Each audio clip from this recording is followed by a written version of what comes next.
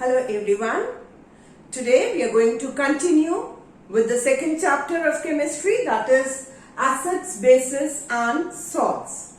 So in the previous video I told you about the chemical properties of acids and bases. So now we are going to continue with that same topic again. Today, first of all, we'll see what do all acids or bases have in common. For this, we first try to understand this activity, right? This experiment. In this, we take a beaker. In that beaker, we place a rubber cork and fix two nails on this rubber cork.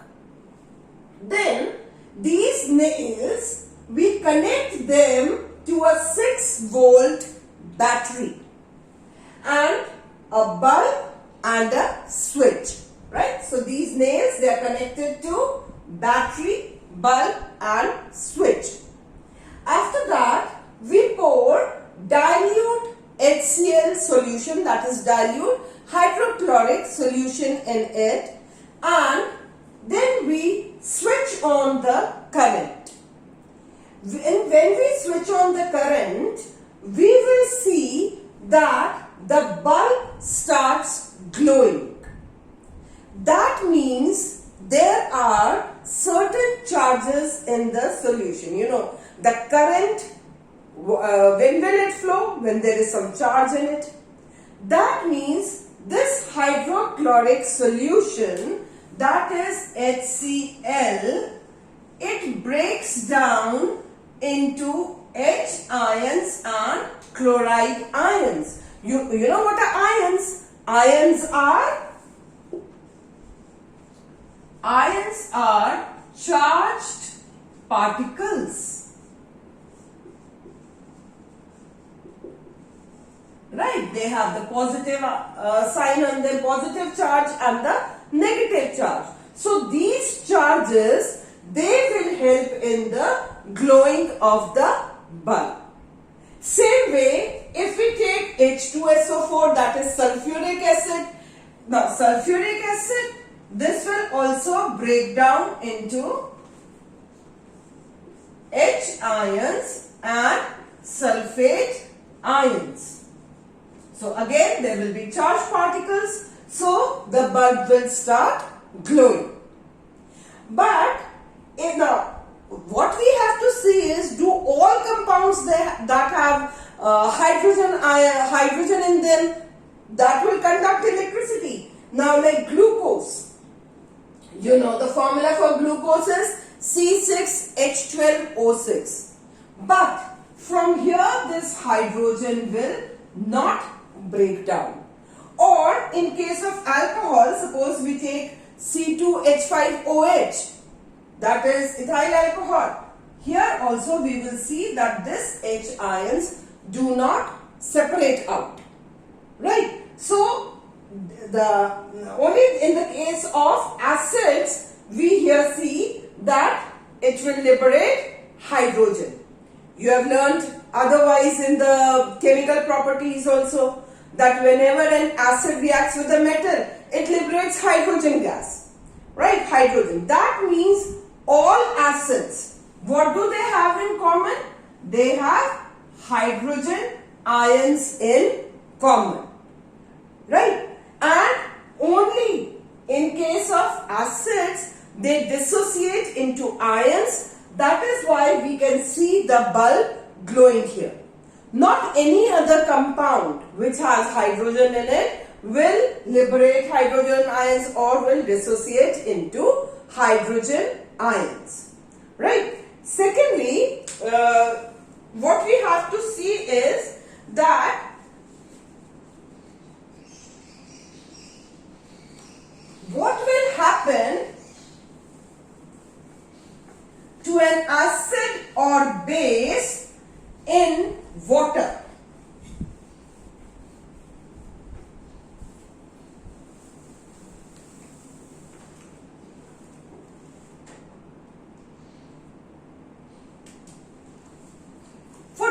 also we'll perform an experiment or an activity we can take.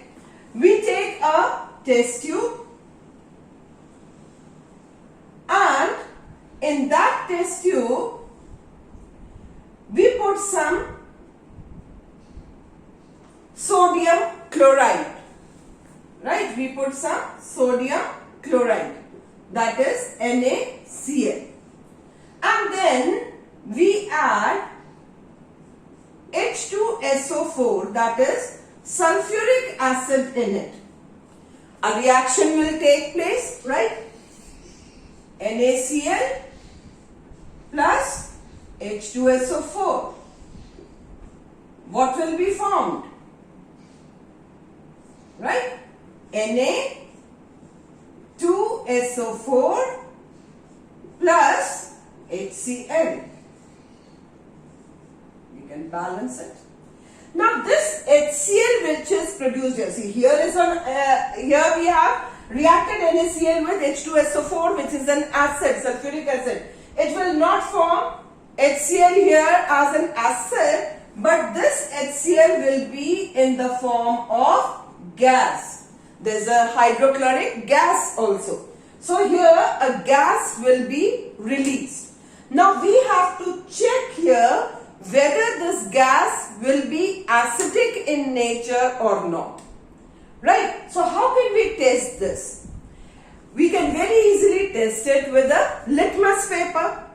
That is already taught to you that whenever we have to test for an acid and a base, we can use the indicators. So here what we do is when this HCl gas will be released here, we bring a litmus paper near the mouth of the test tube.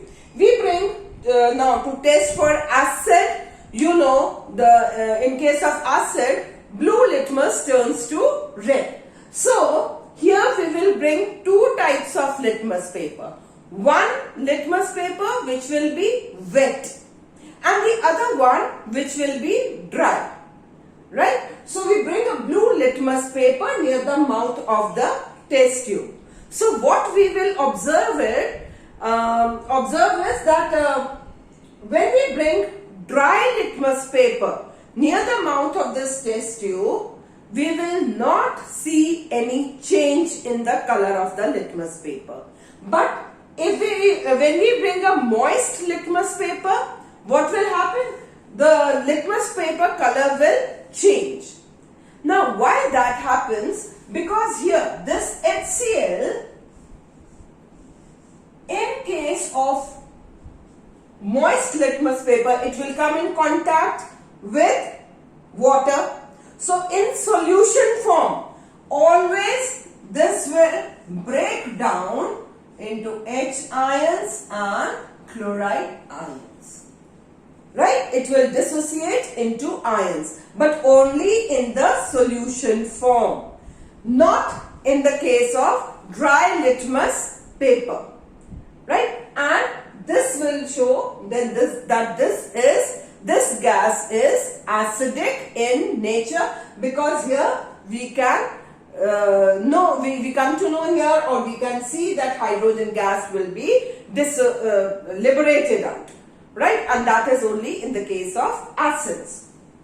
So this HCl, whenever HCl will come in contact of water, so it will form, see here, these two H and this H. It will form hydronium ion. This is known as hydronium ion plus chloride ions will be formed. Right? We always, right now this H, hydrogen cannot exist alone. So either we write it as H with a positive sign here, that is showing the charge, and here we write the symbol for aqueous, that is in the solution form, or we write it as H3O, that is hydronium ions. Right? So we always write either as H positive, and we write aqueous in bracket to show that it is in the solution form. And here we write it as H3O. That is HCl plus H2O here. This H2O and this H will combine together and form one hydronium ion. Right. Now this is in the case of an acid.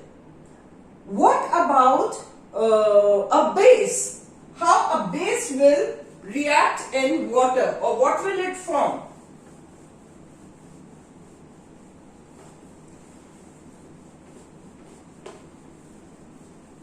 So always remember that an acid will dissociate into hydrogen ions only in the presence of water, not in the absence of water. In case of base also, like if we take the example of sodium hydroxide, NaOH, this also in presence of water, it will break down. It will dissociate into sodium ions and OH ions. You know, OH shows the presence of a base. Or we take the example of potassium hydroxide. This will also dissociate into potassium plus hydroxide ions. Or we take magnesium hydroxide, that will form Mg plus OH ions.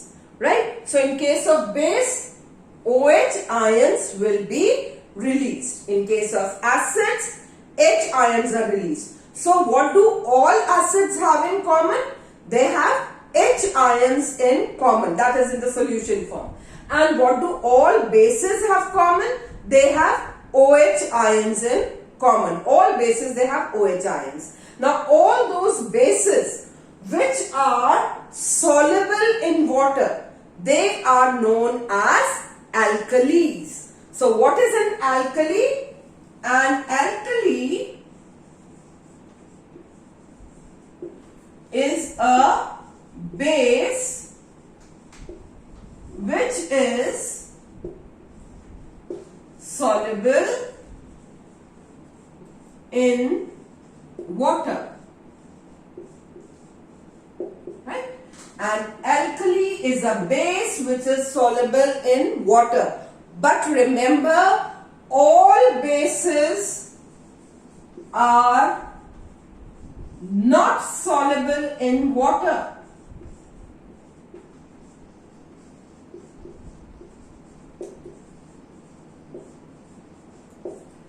All bases are not soluble in water. So only those bases which are soluble in water, they will be known as alkalis. But because all bases are not soluble in water, so all bases are not alkalis. There's a question also, why all alkalis are bases but all bases are not alkalis? So the simple reason, because only those bases which will be soluble in water, they are known as alkalis, so automatically they are bases. All alkalis are bases.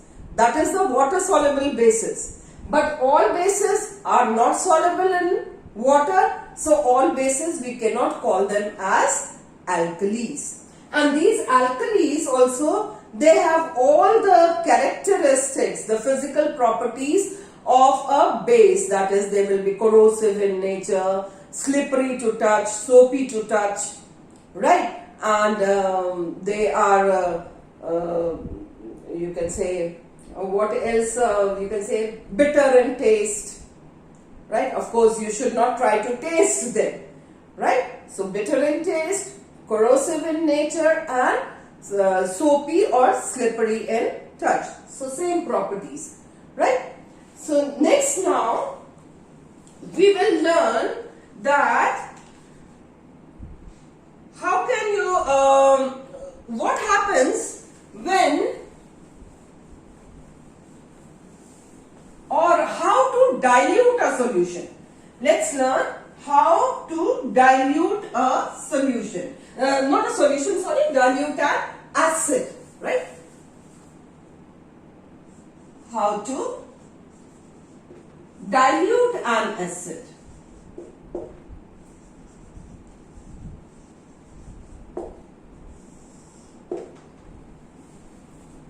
You know, if the acid is concentrated, means it has more hydrogen or hydronium ions, right? Concentrated means more of hydrogen or hydronium ions. And diluted, of course, will be just the opposite, that is less hydrogen ions or H3O ions. For this, what we do is we take any concentrated acid and slowly, drop by drop, we will mix it in water and keep stirring it. Remember one thing, always add acid to water. Never add water to acid. Always it is acid to water. Never water to acid. Why? Because this reaction is highly exothermic reaction. When we add acid, and acid also should be added drop by drop, very little in amount at one time, because if you try to add more, lots of heat is produced in this. And suppose you add water to acid, then lots of heat will be produced.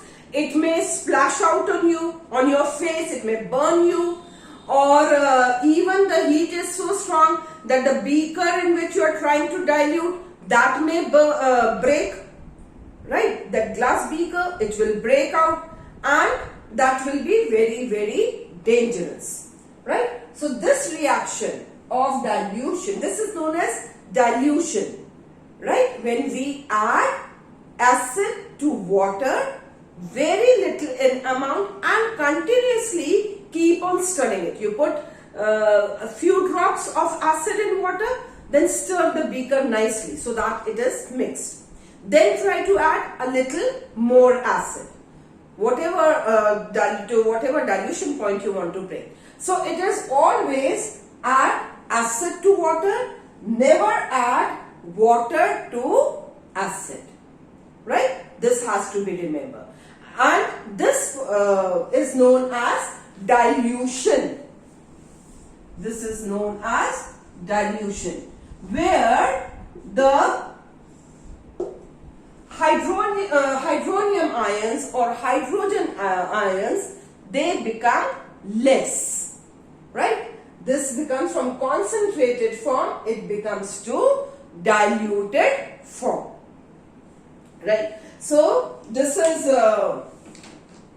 all about what we have to take in this topic. And next topic now, we will learn how to measure the hydronium ions in a solution, or the hydrogen ions in a solution. That is through the pH scale. We will learn about strong acids and weak acids, right? And then we'll come to the next topic, that is salts. So till then, you study this topic, learn it nicely. Any queries, you can ask me in the comment box. Till then, keep studying, right? Study hard and stay safe. Thank you.